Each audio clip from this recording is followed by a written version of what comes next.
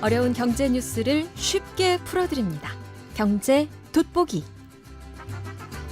예, 경제 돋보기. 경제 뉴스를 맛있게 전달해 주시는 분이죠. 영지대 박정호 교수님, 어서 오십시오. 예, 안녕하세요. 3주 만에 뵙는 거죠. 네, 맞습니다. 예. 어디 다녀오셨어요? 뭐 대만 갔다 왔고요. 대만? 예, 예. 꼬량주 많이 드시겠네. 아닙니다. 그 근문 꼬량주든가? 네, 뭐 그런 것 같은데. 맛있죠? 뭐 먹어보긴 했습니다. 예. 대만 어때요? 그게 좀 TSMC 때문에 잘 나가죠? 아닙니다. 아니에요? 많은 분들이 TSMC가 잘 나가고 삼성이 요즘 안 나간다고 생각들을 하시는데요. 꼭 그렇게만 볼 수는 없습니다. 기업 단위에선 요즘 TSMC가 미국 빅테크 기업의 부름을 많이 받은 건 사실입니다. 그래서 돈을 많이 벌었지만 약간 그 스코프를 확장해서 국가 단위로까지 비교를 해보면 대만이 번 거 아무것도 없어요. TSMC를 통해서 돈 많이 벌어가게 해놓고 미국은 그 대만이 취약한 구조에 놓여 있는 걸 절대 모르지 않거든요. 돈 많이 벌어갔지? 우리 미국산 무기 많이 사 해서 최근 한 5년 동안인가요? 6년이라고 해야겠네요. 이제 해가 또 넘어갔으니까 6년 동안 대만이 미국산 무기 사는데 들어간 돈이 한국이 미국산 무기 사는데 들어간 돈의 6배가 더 많습니다. 그러니까 TSMC 돈 벌어간 만큼 미국산 무기 사게끔 만들어서 대만이 뭐 남는 장사하고 있는 것 같아 보이지 않았었습니다. 이럴 때 죽 써서 뭐 땡땡땡 하는 속담이 있는데 쓰긴 좀 그러네. 예. 자, 오늘 저희가 짚어볼 주제는요. 미국이 이 외국산 자동차에 25%의 관세를 영구적으로 부과한다는 방침을 밝혔습니다. 이 문제 좀 짚어볼 텐데 이게 뭐예요? 뭘 어떻게 한다는 거예요? 예, 정말 말 그대로 영구적이라는 단어를 일부러 집어넣습니다. 뭐 관세나 세금이라는 게 어느 게 영구적일 수 있어요. 네. 근데 그만큼 나는 협상을 할 생각이 없다라는 걸 스스로 밝힌 것 같습니다. 그리고 이번에 이 관세 25% 부과가 그렇다면 정말 이게 뭐 누굴 위한 거고 어떤 그 파장을 일으킬지를 좀 고민을 해봐야 되는데요. 그냥 결론적으로 말씀드리면 미국이 정말 급하구나 이 생각이 첫 번째입니다. 우리가 한번 저 경제쇼에서 이철이 경제쇼에서 그런 말씀 드렸잖아요. 미국이 시한부 인생이고 그 시한부 인생 아래 그 반드시 달성해야 될 게 중국보다 미국의 시장 규모가 더 커져 있는 이 상태. 원래는 이게 계속 유지돼야 되는데 대부분의 국제기구와 의미 있는 정책연구소에서 미국과 중국의 시장 규모가 15년 정도 지나면 역전됩니다. 그러면 이제 전 세계에서 누가 말했을 때 말빨이 제일 커질 나라가 미국이 아니라 중국이잖아요. 그래서 이걸 바꿔놔야 돼요. 그냥 유지하게끔 미국 입장에서 유지하게끔 만드는 게 하나고 두 번째는 미국이 빚이 너무 많아요. 이 빚을 다 갚아야 되는데 최근 그 바이든 행정부 때 코로나 극복하려고 단기 국채 발행해 놓은 게 너무 많은데 그게 지금 트럼프 2기 때 다 들어오거든요. 이거 어떻게 다 갚지? 전전긍긍하고 있어서 공무원들 막 다 자르고 그걸로도 해결 안 되니까 이 관세 부과가 여러 가지 아직 주판 튕겨지지 않은 부분도 있는데 해야 될 거라고 생각한 것 같아요. 그래서 저는 잠정적인 결론이 협상의 여지가 없어 보입니다. 없어요? 예, 특히 저는 현대차가 대규모 30억 달러 정도 30조죠 우리나라 돈으로 네. 30조 원 정도를 투자하겠다라고 해서 조금 자동차 관세가 한 몇 개월이든 1년이든 좀 유예되면서 다른 국가들의 자동차 기업들에게도 니들 어떻게 할 거야를 시간을 줄 줄 알았어요. 솔직히. 왜냐하면 현대차 봤지? 얘 관세 안 내도 돼. 니들도 빨리 미국에 공장 지을 거 준비해서 발표해. 이래 줄 줄 알았는데 그러면 우린 시간을 버는 거거든요.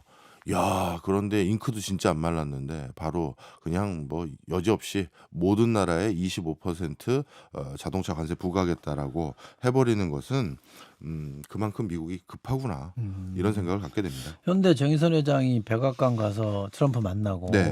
뭐 투자 계획 발표하고 분위기 좋았잖아요. 네, 그래서 뭐 이대로 가면 우리 했던 것보다는 좀 낫겠다 싶은데 네, 바로 그냥 다시 관세 얘기를 해버리면 네, 현대 입장도 좀 난감할 거 아니에요. 예, 그리고 국가적으로도 기대했던 게 순식간에 그냥 찬물 확 견져버렸으니까. 예.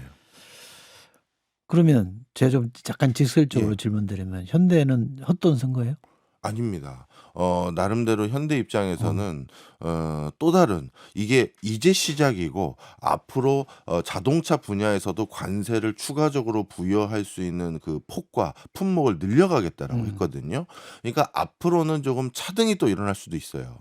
제가 원래 예상했던 건 현대차 봤잖아 하면서 너스레 떨면서 독일 어떻게 할 거야, 다른 나라 어떻게 할 거야 할 거를 기다렸었는데 네.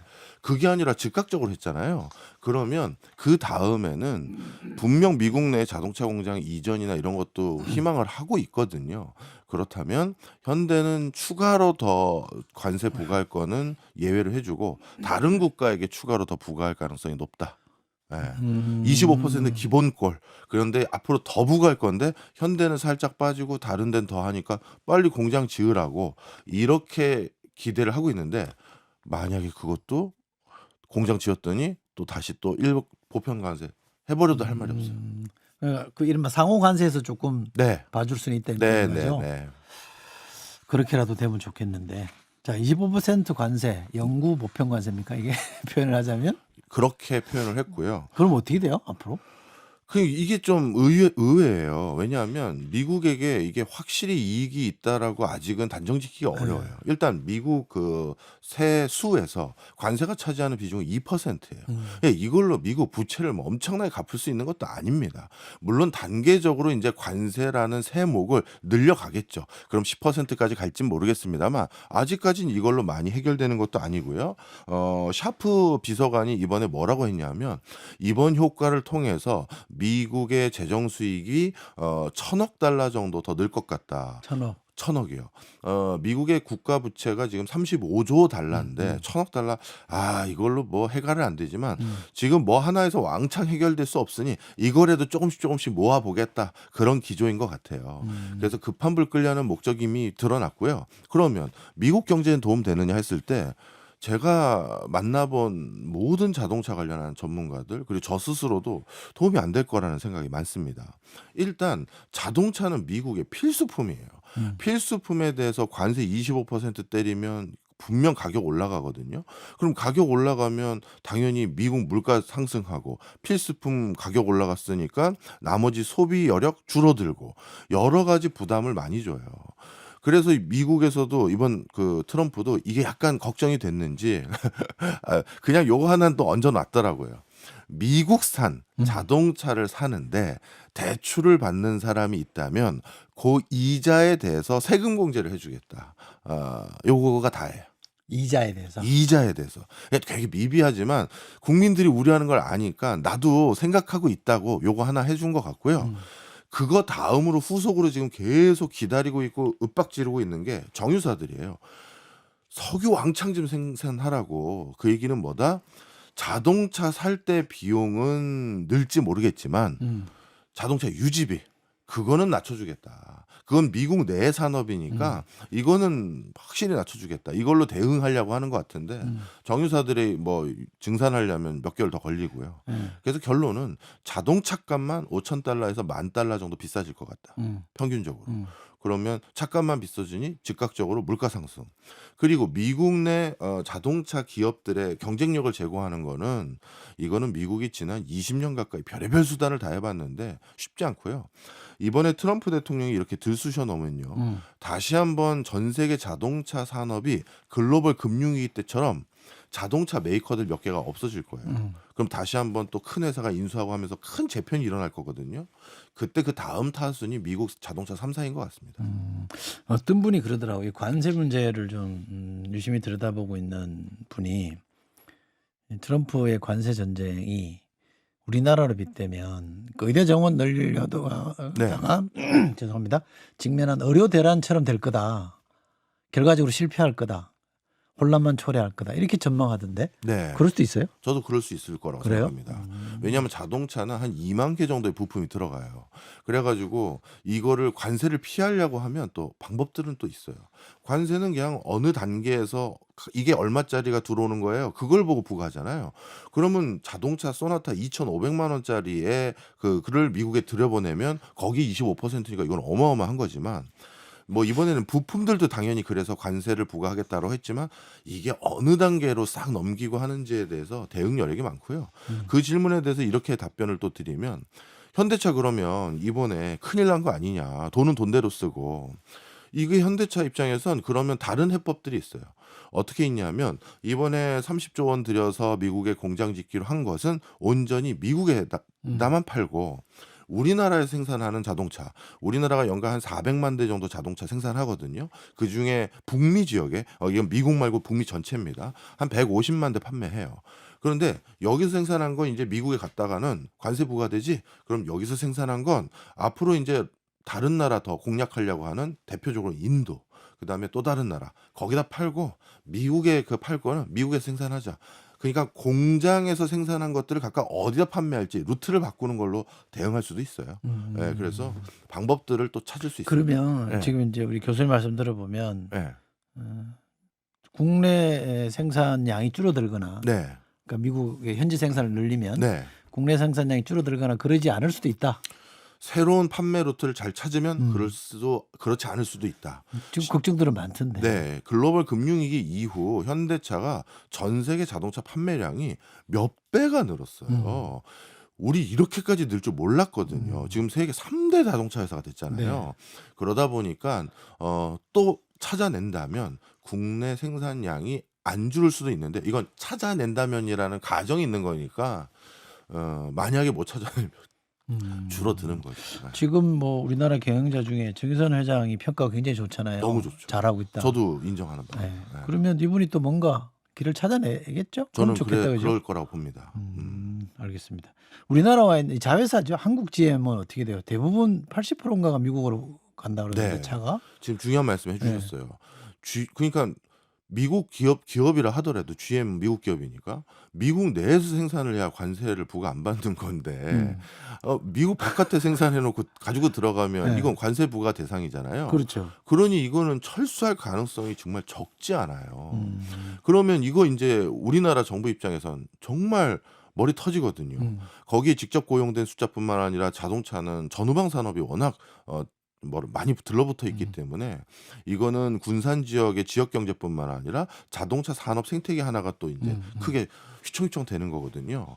그래서 정부는 이거를 또 정부가 어느 정도 누가 좀 떠안아 줄 것인지 찾아야 되는데 현대차 입장에서는 GM 공장을 떠안을 수는 없어요. 지금 상황이 그런 상황에서.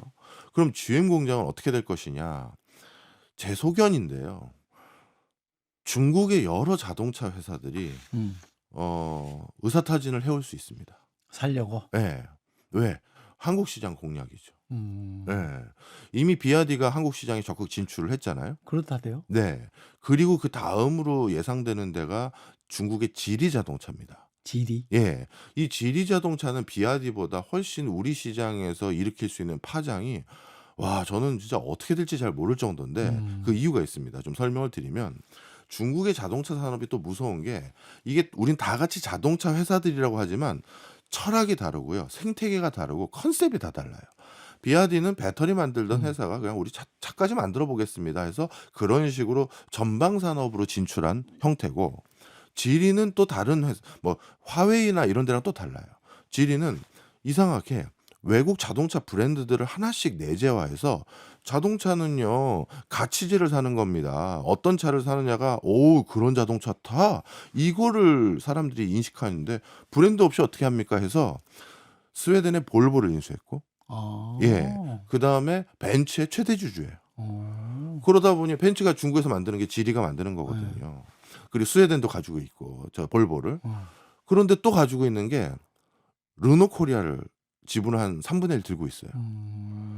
그러면 지리 자동차는 어떻게가 가능하냐면 지리의 프리미엄 전기차가 지커라고 있습니다. 저도 타봤거든요. 중국 출장 갔을 때. 또 우리 이철이 유스시 한번 빠지고 또 거기 슬쩍 갔다 왔었는데 끝내줘요.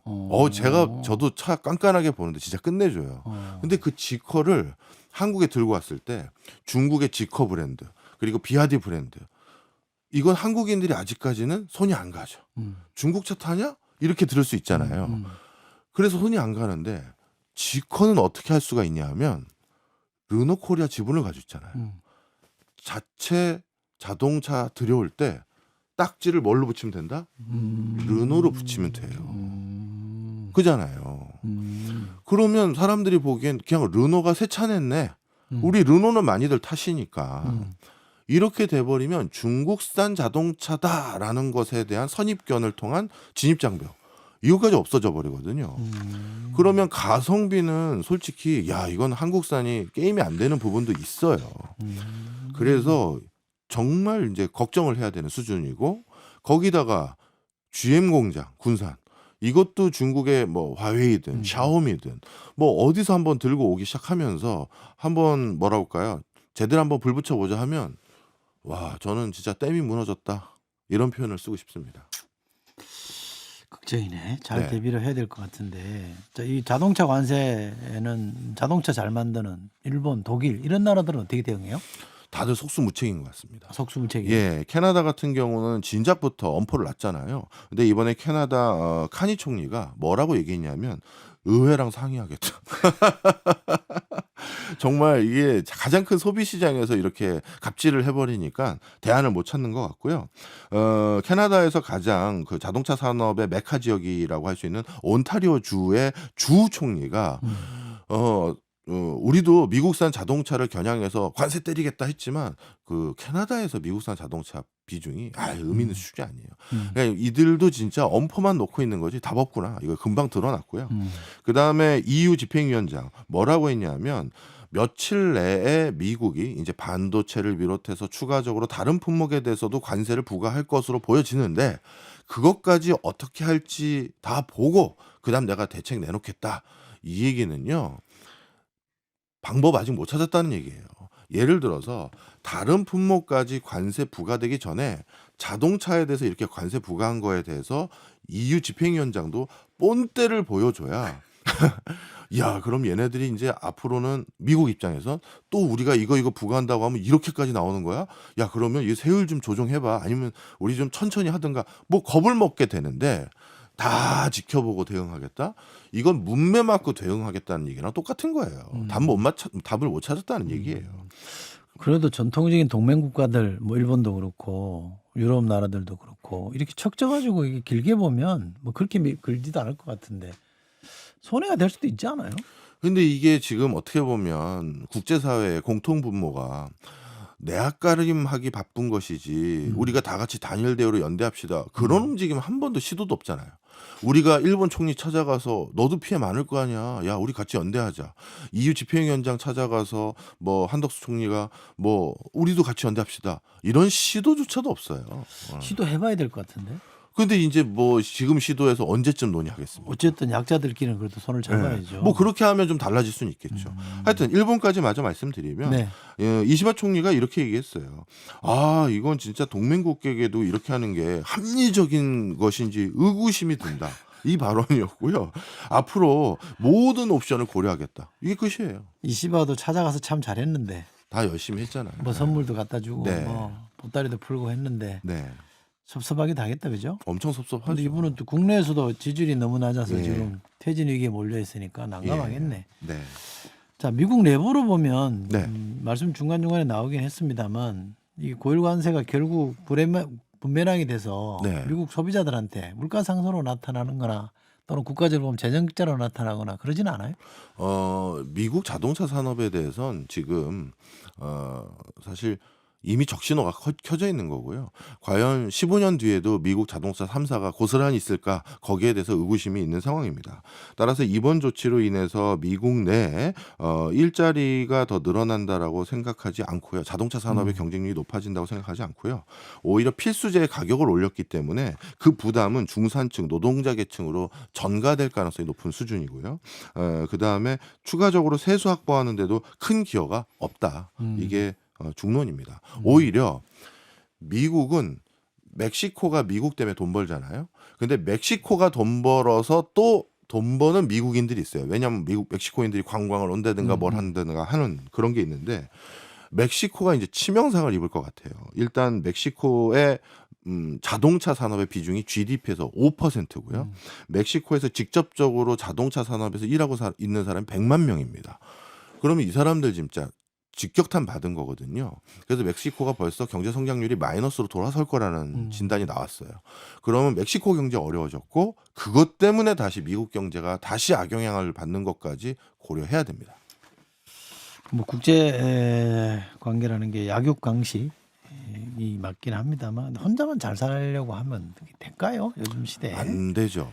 그럴 수도 없고요. 그렇죠. 그나저나 우리 정부는 어떻게 해야 됩니까? 그게 이제 고민이에요. 네. 네. 근데 저는 일단 정의선 회장께서 하시는 전략이 잘 된 거다. 네. 우리 공장 짓겠습니다 해서 물론 그렇다고 관세 유예를 받은 건 아니지만 뭔가 다른 나라들은 그런 제스처 없었을 때 우리가 그걸 했잖아요. 그럼 뭐래도 페이블 주지 않으면 다른 나라들은 앞으로 아무도 미국에서 공장 짓겠다고 안 할 거예요.